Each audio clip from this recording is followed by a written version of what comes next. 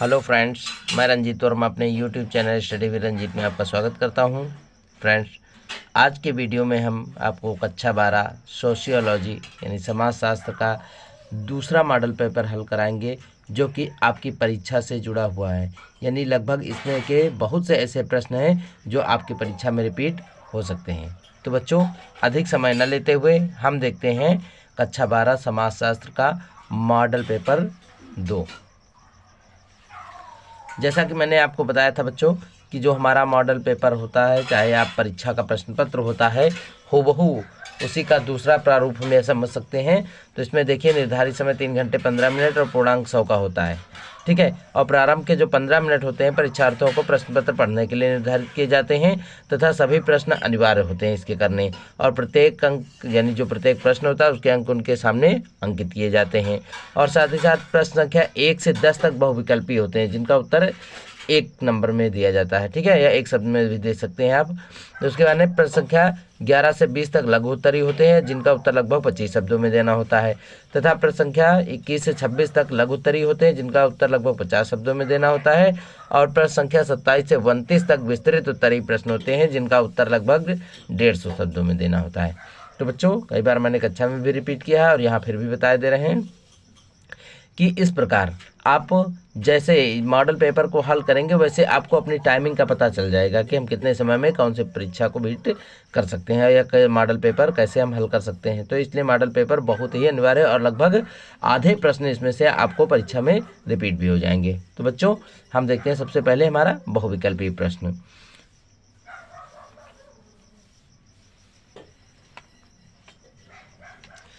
यहाँ पर देखते हैं बच्चों, हमारा पहला प्रश्न है कि जो पुराने निशान लगे हुए हैं उनके ऊपर मत जाना बच्चों, जो हम लगवाएंगे वही सही होगा। तो यहाँ पर दिया गया है, भारत में राष्ट्रीय एकीकरण की प्रमुख बाधा कौन सी है। तो राष्ट्र के एकीकरण में सबसे प्रमुख जो बाधा होती है बच्चों वो जातिवाद होता है। क्या होता है? जातिवाद। यानी कह सकते हैं भारत में राष्ट्रीय एकीकरण की प्रमुख बाधा जातिवाद होता है। और दूसरा दिया गया है, भारतीय प्रजातंत्र की प्रमुख बाधा क्या है। यानी भारत में जो प्रजातंत्र है उसकी प्रमुख बाधा क्या है। तो प्रजातंत्र के लिए क्षेत्रवाद, संप्रदायवाद, जातिवाद और ये सभी। तो इसमें देखिए, जातिवाद भी आ सकता है, क्षेत्रवाद भी आ सकता है, प्रजातंत्र की संप्रदायवाद भी आ सकता है, इसलिए इसमें ये सभी भी हो जाएगा, ठीक है। अगला देखिए दिया गया है, निम्नलिखित में ये क्या ग्रामीण समाज की विशेषता नहीं है। यानी कौन सा ग्रामीण समाज की विशेषता नहीं है। तो बच्चों, ग्रामीण समाज में एक रूपता पाई जाती है और इसमें प्राथमिक संबंध भी होते हैं तथा ग्रामीण जो समाज होता है वो कृषि पर निर्भर होता है। तो लेकिन ग्रामीण समाज में गतिशीलता नहीं पाई जाती बच्चों, क्योंकि ग्रामीण समाज जो होता है वो गतिशील नहीं होता है। अगला देखिए, उपनिवेश काल में होने वाले संरचनात्मक परिवर्तन, ठीक है। हमारा अगला क्वेश्चन दिया गया है कि उपनिवेश काल में होने वाला संरचनात्मक परिवर्तन कौन सा है। तो यहाँ पर बच्चों देखते हैं, दिया गया है अनेक कुरीतियों की समाप्ति, दूसरा दिया है स्त्रियों की स्थिति में सुधार, तीसरा दिया गया जाति व्यवस्था में परिवर्तन और चौथा है उपयुक्त सभी। तो यहाँ बच्चों हमारा जो उपयुक्त सभी का ऑप्शन हो जाएगा वो सही हो जाएगा, ठीक है। अन्य पिछड़ा वर्ग में होने वाली यहाँ जो दिया गया उपनिवेश काल में होने वाला जो संरचनात्मक परिवर्तन है, तो उसमें स्त्रियों की स्थिति में सुधार भी हुआ, अनेक कुरीतियों की समाप्ति भी हुई और जाति व्यवस्था में परिवर्तन भी हुए, इसलिए सभी हो जाएगा। अगला प्रश्न दिया गया कि अन्य पिछड़ा वर्ग की प्रमुख समस्याएं क्या है। तो इसमें जो भी हो, मैंने कई बार कक्षा में बताया है कि अन्य पिछड़े वर्ग की जो समस्याएं होती हैं, आर्थिक पिछड़ापन की समस्या, शिक्षा तथा क्षेत्र में पिछड़ेपन की समस्या, राजनीतिक उत्पीड़न, शोषण, अत्याचार की समस्या। तो इसमें जो हमारा ऑप्शन सभी वाला हो जाएगा वही बच्चों सही हो जाएगा, ठीक। अगला प्रश्न बच्चों देखते हैं, ज़्यादा समय नहीं लेंगे आज के पेपर में। देखते हैं, निम्नलिखित में से कौन भौगोलिक पर्यावरण का तत्व है। भौगोलिक पर्यावरण का तात्पर्य होता है कि वह तत्व जो भौगोलिक पर्यावरण से भिन्न, अर्थात जैसे धर्म, ये भौगोलिक पर्यावरण का तत्व इसमें दिया गया है तो धर्म नहीं है, ठीक है। विश्वास ये भी नहीं, विवाह ये भी नहीं, तो इसलिए वर्षा जो हमारा हो जाता है वो भौगोलिक पर्यावरण का तत्व हो जाते हैं। अगला दिया गया प्रश्न, प्रभुत्व जाति या प्रभु जाति या प्रबल जाति, इसको 3 नामों से जाना जाता है, कि अवधारणा किसने दी थी। तो प्रभुत्व जाति की या प्रभु जाति की या प्रबल जाति की अवधारणा M.N. श्रीनिवास ने दी थी, समझ गए। अगला, जनसंचार का माध्यम रूप क्या है, ठीक। यहाँ पर जो क्वेश्चन दिया गया है बच्चों देख लेते हैं जनसंचार का माध्यम या जनसंचार माध्यम का रूप क्या है? तो जो जनसंचार माध्यम होता है वो विद्युत संचार के माध्यम से भी होता है, मुद्रित संचार के माध्यम से होता है, दृश्य और श्रव्य संचार के माध्यम से भी होता है, इसलिए इसमें भी सभी हो जाएगा। अगला प्रश्न बच्चों देखते हैं यहाँ पर, निम्नलिखित में से कौन भारत में राष्ट्रीय एकीकरण के मार्ग में प्रमुख बाधा है? तो भारत में राष्ट्रीय एकीकरण की प्रमुख बाधा कौन सी है? तो इसमें क्षेत्रवाद भी हो जाएगा, जातिवाद भी हो जाएगा, संप्रदायवाद भी हो जाएगा, इसलिए इसमें भी ये सभी हो जाएगा। ठीक है बच्चों, अब आगे इसमें देखते हैं हम हमारा 10वां प्रश्न। 10वां प्रश्न दिया गया कि सामाजिक विकास का सूचक कौन सा नहीं है? ठीक है, तो सामाजिक विकास यानी समाज में जो विकास हो रहा है उसका सूचक कौन सा नहीं है? तो स्वास्थ्य में उन्नति, ये भी सामाजिक विकास, जब स्वास्थ्य में उन्नत, स्वास्थ्य अच्छा होगा तो सामाजिक विकास होगा। जीवन यापन की गुणवत्ता में उन्नति, ये भी सही होगा। शिक्षा में उन्नति, ठीक है, तो शिक्षा में उन्नत कौन सा नहीं है पूछा गया है, तो शिक्षा में उन्नति हो जाए। प्रति व्यक्ति आय में उन्नति, ये नहीं होगा यहाँ पर, तो हमारा जो चौथा ऑप्शन हो जाएगा प्रति व्यक्ति आय में। प्रति व्यक्ति आय जो होती है वो जाति विकास का सूचक नहीं होती है।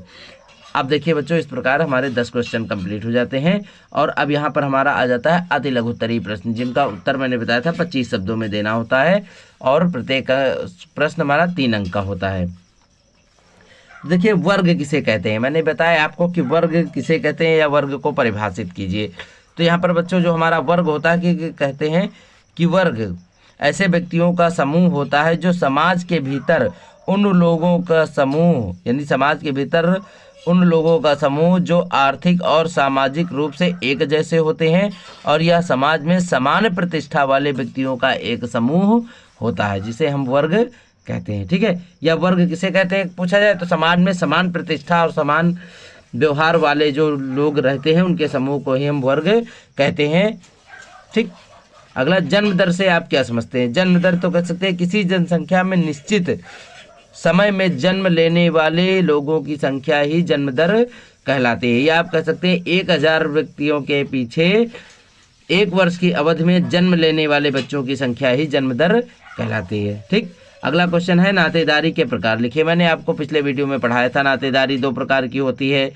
ठीक है, नातेदारी कितने प्रकार की होती है? 2 प्रकार की, एक रक्त संबंधी नातेदारी, दूसरी विवाह संबंधी नातेदारी हो जाएगा। अगला है उदारीकरण किसे कहते हैं?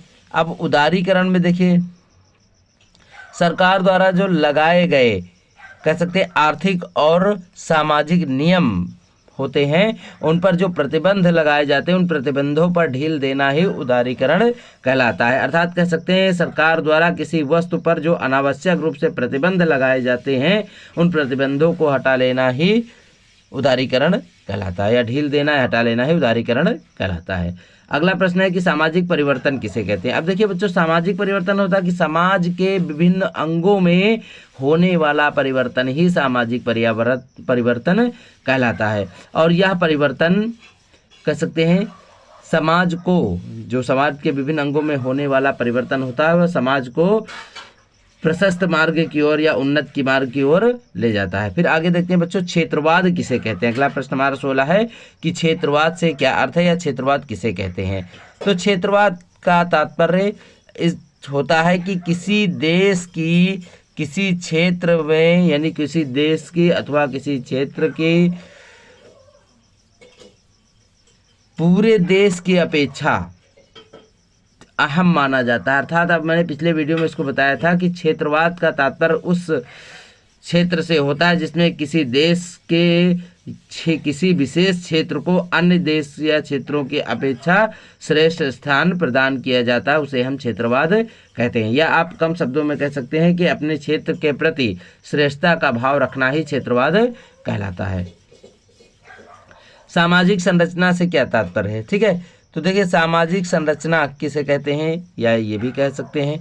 तो यहाँ पर हमारा उत्तर नंबर 17 हो जाएगा कि समाज में लोगों और समूहों के बीच जो संबंध स्थापित होता है उसी संबंध को ही हम सामाजिक संरचना कहते हैं। यानी जो समाज में प्रत्येक व्यक्तियों के बीच में जो संबंध बना हुआ होता है उसे ही हम सामाजिक संबंध अथवा सामाजिक संरचना कहते हैं। अगला प्रश्न है 18, सांस्कृतिक आधुनिकीकरण से क्या तात्पर्य है? ठीक है, तो सांस्कृतिक आधुनिकीकरण या कहते हैं समाज में जो औद्योगिकरण और अतीत से जो वर्तमान में हुए बदलाव होते हैं उन्हें ही हम सांस्कृतिक आधुनिकीकरण कहते हैं। अर्थात कह सकते हैं कि मानव द्वारा जो निर्मित संसाधन होते हैं उनमें जो बदलाव किए जाते हैं उन्हीं बदलाव को ही हम सांस्कृतिक आधुनिकीकरण कहते हैं, जिसके तहत नए नए प्रोडक्ट मार्केट में आते रहते हैं।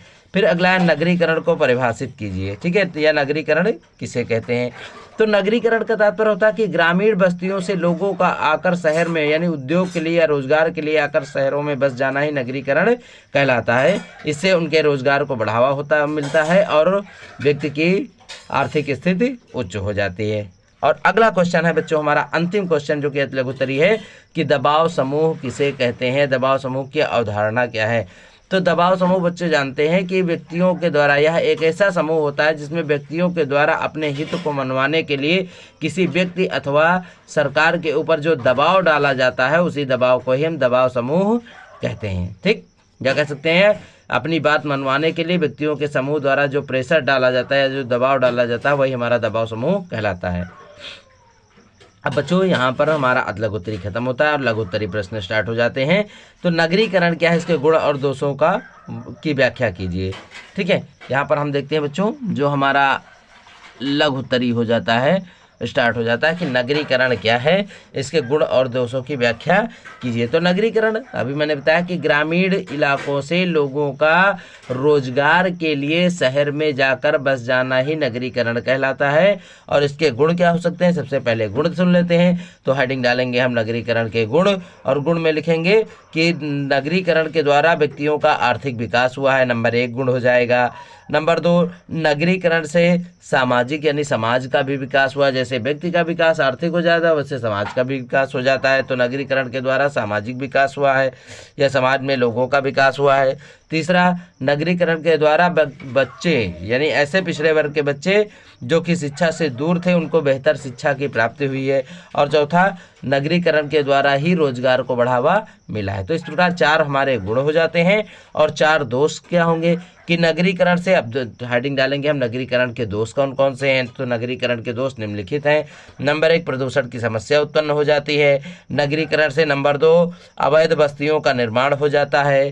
नंबर 3, नगरीकरण के द्वारा लोग उद्योग की तलाश में या रोजगार की तलाश में अपने घरों से बेघर हो जाते हैं, अर्थात दूसरे क्षेत्रों में जाकर अस्थायी जीवन यापन करने लगते हैं। और चौथा है, स्वास्थ्य और शिक्षा से जुड़ी समस्याएं उत्पन्न हो जाती है, यानी नगरीकरण से ही स्वास्थ्य और शिक्षा से जुड़ी हुई समस्याएं उत्पन्न हो जाती है। तो इस प्रकार नगरीकरण के गुण और दोष दोनों हो जाते हैं।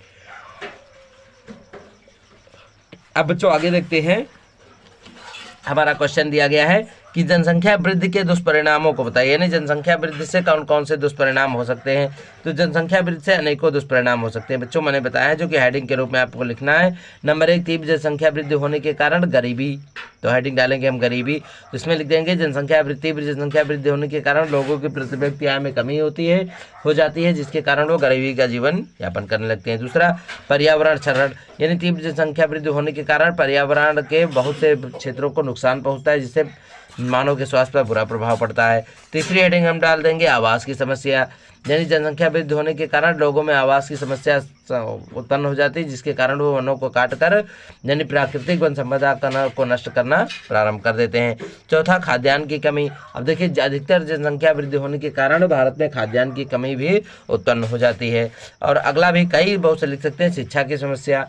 जब शिक्षा की समस्या क्या हो जाएगी कि जब अधिकतर जनसंख्या वृद्धि हो जाती है, तीव्र जनसंख्या वृद्धि होती है जिसके कारण लोग एक बच्चे को तो अच्छी शिक्षा ग्रहण करवा सकते हैं लेकिन तो एक से अधिक बच्चे हो जाते हैं तो उनको अच्छी शिक्षा उपलब्ध नहीं कराई जा सकती, इसलिए उनमें शिक्षा की समस्या उत्पन्न हो जाती है। और अगला भी लिख सकते हैं हम, अगर और ज़्यादा लिखना हो तो रोजगार की समस्या, व्यवसाय की समस्या, ठीक है, बहुत सी समस्याएं उत्पन्न हो जाती हैं।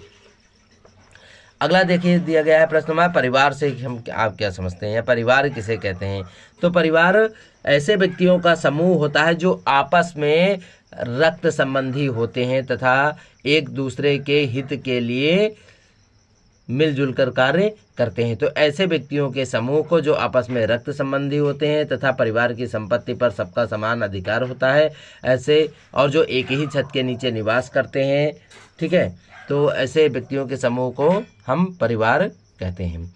अगला, पर्यावरणीय आंदोलन से आप क्या समझते हैं। तो पर्यावरण के पर्यावरणीय आंदोलन दिया गया है, तो पर्यावरण को बचाने के लिए समय समय पर जो आंदोलन किए गए हैं उन्हें हम पर्यावरणीय आंदोलन कहते हैं। पिछले वीडियो में मैंने आपको पढ़ाया भी था कि सुंदरलाल बहुगुणा जोशी द्वारा किया गया जो चिपको आंदोलन था, जो कि उत्तराखंड के चमोली जिले में, उत्तराखंड राज्य के चमोली जिले में किया गया था। जनजातियों के द्वारा किया गया आंदोलन था, जो पर्यावरण अर्थात वनस्पति को बचाने के लिए किया गया आंदोलन था, वही हमारा पर्यावरणीय आंदोलन कहलाता है। या पर्यावरण से जुड़ा हुआ आप कोई भी आंदोलन इसमें लिख सकते हैं। पर्यावरण को बचाने के लिए जो व्यक्तियों के द्वारा आंदोलन किया गया वही पर्यावरणीय आंदोलन कहलाता है। अगला आधुनिकीकरण की 3 विशेषताएं लिखिए। अब देखिए आधुनिकीकरण क्या है। आधुनिकीकरण मतलब आधुनिक रीति रिवाजों से किसी कार्य को संपन्न करना ही आधुनिकीकरण कहलाता है। तो आधुनिकीकरण की 3 विशेषताएं, यानी पहली विशेषता औद्योगिकरण, यानी आधुनिकीकरण के द्वारा उद्योगों का विकास हुआ है। हम हेडिंग डालेंगे क्या, आधुनिकीकरण या औद्योगिकरण, ठीक है। तो यहाँ पर हम लिखेंगे कि आधुनिकीकरण के द्वारा ही उद्योगों का विकास हुआ है, जिससे लोगों को बेहतर रोजगार उपलब्ध हो गया और उनकी आर्थिक स्थिति समाप्त, यानी आर्थिक पिछड़ेपन की स्थिति समाप्त हो गई और उनको जीवन के नए अवसर प्राप्त हुए हैं। दूसरी हेडिंग हम डाल देंगे शहरीकरण। आधुनिकीकरण के द्वारा शहरों का विकास हुआ है, जिसके कारण ग्रामीण जो बेरोजगार व्यक्ति थे वो शहर की ओर आकर बस गए, जिससे नगर का विस्तार हुआ और उनको रोजगार भी उपलब्ध हो गया। तीसरा हेडिंग डाल देंगे धर्मनिरपेक्षता। तो आधुनिकीकरण के द्वारा धर्मनिरपेक्षता का भी विकास हुआ, क्योंकि जो धर्म जात से संबंधित मुद्दों पर आपस में व्यक्ति झगड़ा किया करते थे वो एक स्थान पर पहुंचकर आपस में सामंजस्य पूर्वक किसी फैक्ट्री में अथवा किसी विद्यालय में या किसी रोजगार में सम्मिलित होकर एक साथ कार्य करते हैं, जिससे धर्मनिरपेक्षता प्राप्त हुई है, ठीक है। अब अगले देखते हैं हमारा अंतिम प्रश्न इस वीडियो का, जो कि 26 से दिया गया है। ग्राम पंचायत के प्रकारों की व्याख्या कीजिए। मैंने कई बार बताया है, चाहे ग्राम पंचायत के दायित्व पूछे जाएं या कार्य पूछे जाएं निम्नलिखित, तो ग्राम पंचायत यानी जो आपके ग्राम प्रधान के द्वारा किए जाने वाले कार्य होते हैं वही ग्राम पंचायत के कार्य कहलाते हैं। तो इसमें प्रकारों की चर्चा करना है, जैसे खड़ंजे का निर्माण करवाना, कब्रिस्तानों का रखरखाव करना, जन्म दर और मृत्यु दर के आंकड़े रखना, उचित जीवन शैली के यानी गाँव के लोगों की उचित जीवनचर्या को निर्धारित करना तथा रोजगार उपलब्ध कराना, ठीक है। बहुत से कार्य जो ग्रामीण प्रधान के द्वारा नियोजित किए जाते हैं वही हमारे कह सकते हैं ग्राम पंचायत के कार्य हो जाते हैं। तो बच्चों अब इसमें देखिए विस्तृत उत्तरीय दिए गए हैं कुछ प्रश्न। विस्तृत उत्तरीय में जैसे सामाजिक सर्वेक्षण किसे कहते हैं, तो समाज की किसी, जिसमें देखिए ये बहुत बड़े प्रश्न हैं, इनको बाद में हम पढ़ा देंगे। दिया गया सामाजिक सर्वेक्षण, समाज के विभिन्न अंगों में सर्वेक्षण का अर्थ होता है सर और सर्वे। सर्वे मतलब आंखों से देख कर किसी घटना का निरीक्षण करना ही सर्वेक्षण कहलाता है। इसके प्रमुख उद्देश्य होते हैं, क्योंकि प्रमुख उद्देश्य अगर पूछे जाएं तो उद्देश्य क्या होते हैं कि घटना का सही अनुमान लग जाता है तथा उसमें कितना नुकसान होता है उसकी जानकारी हो जाती है, किस प्रकार घटना घटी उसकी जानकारी हो जाती है। बहुत सारे विस्तृत क्वेश्चन है बच्चों, तो इसको हम बाद में आपको पढ़ा देंगे। तो बच्चों यहाँ पर हम अपने इस वीडियो को विराम देते हैं। हमारा वीडियो आपको कैसा लगा इसके लिए कमेंट्स के जरिए ज़रूर बताएं, तथा यदि अभी तक आपने हमारे चैनल को सब्सक्राइब नहीं किया तो सब्सक्राइब करके बेल आइकन दबाना न भूलें। धन्यवाद।